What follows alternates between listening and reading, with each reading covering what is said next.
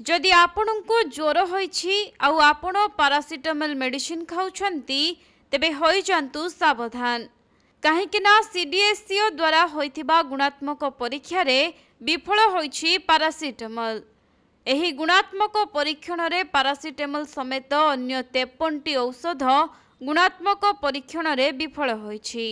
तेबे कैल्शियम एवं vitamin D3 supplements, anti diabetes बटिका एवं उच्च रक्तचाप औषध समेत 50 रु अधिक मेडिसिन भारतर औषध नियंत्रक द्वारा होइथिबा गुणात्मक परीक्षण रे विफल होइछि। यह सद्यतम ड्रग अलर्ट तालिका रे केंद्रीय ड्रग मानक नियंत्रण संगठन सीडीएससीओ 53टी औषध को नॉट ऑफ स्टैंडर्ड क्वालिटी बा एनएसक्यू भाबरे घोषणा करिछि।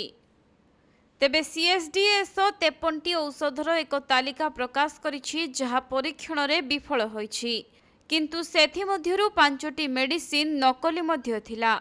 अर्थात औषध उत्पादनकारी कंपनी गुड़िक कहिसेंति जे एहा सेमानंकर औषध नुहे बरं नकली औषध सेमानंक नामरे बजार रे बिक्री हेउछि।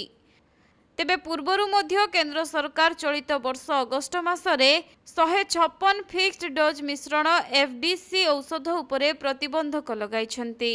ज्वर एवं ठंडा व्यतीत एगुड़िक साधारणतः पेनकिलर, मल्टीविटामिन एवं एंटीबायोटिक भाबरे व्यवहृत हेउथिला।